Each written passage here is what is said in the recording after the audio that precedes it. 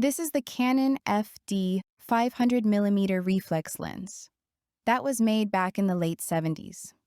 Unlike traditional lenses, where light travels straight through the lens, the Canon reflex uses a system of mirrors to bounce the light into the camera sensor. This allows the lens to be lighter and more compact at longer focal lengths. Let's take a deep dive into this vintage telephoto Canon lens and see its performance on modern mirrorless cameras. The lens is constructed with a mix of metal and plastic. The lens cap is made of all metal and screws onto the front of the lens. It has a built-in plastic lens hood that is fully rotatable and pops in and out. Another cool feature is the inclusion of a drop-in ND filter slot built into the lens.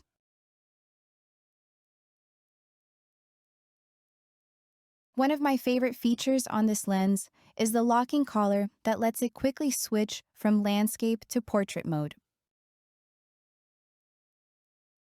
There is a 1/4-inch hole on the lens collar to mount tripod plates to the lens for added stability. The lens is manual focus only. The focus ring is very smooth when turning, but the focus throw is very long. You will have to give a good couple of turns to fully rotate. This is a fixed aperture lens. You will not be able to change it from f8. That could limit you from shooting at lower shutter speeds in low light situations. I use this lens on an aps-c Canon R50V, also on a full-frame Canon R. When using it on a crop sensor camera like the Canon R50V, you get the equivalent of 800mm on full frame. That is a staggering long reach for such a small size and lightweight setup. To demonstrate, here are a few shots taken at the pier with this lens.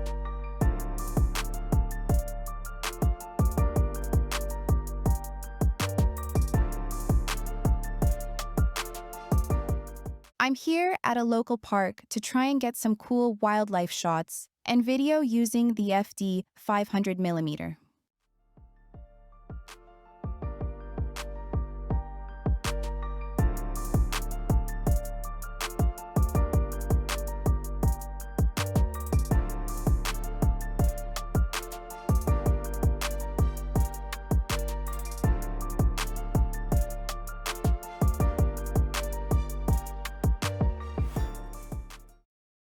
Another unique characteristic reflex lenses have from traditional lenses is that they don't have aperture blades.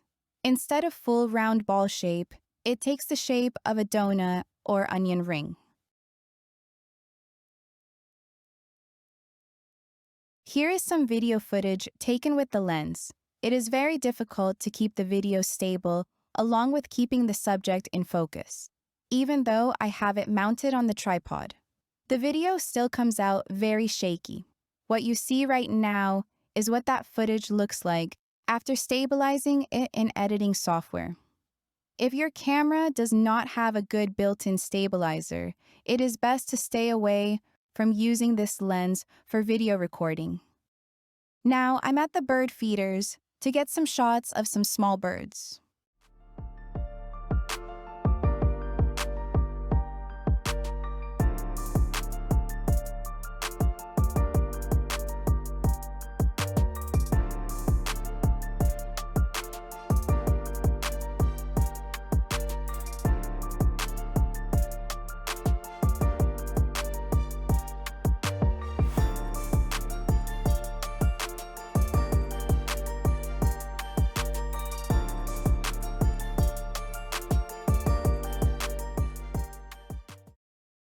After using this lens for over a week, these are my final thoughts.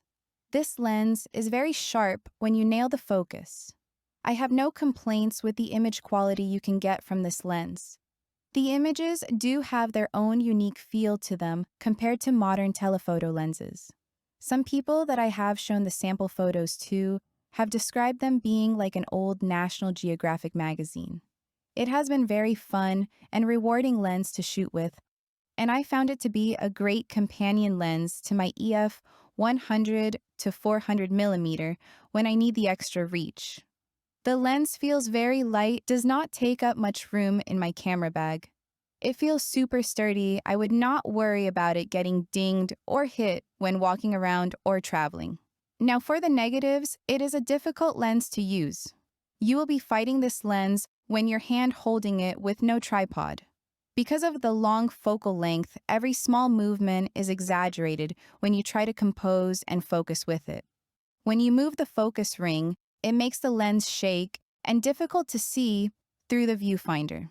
The best way to use this lens is with a tripod or monopod.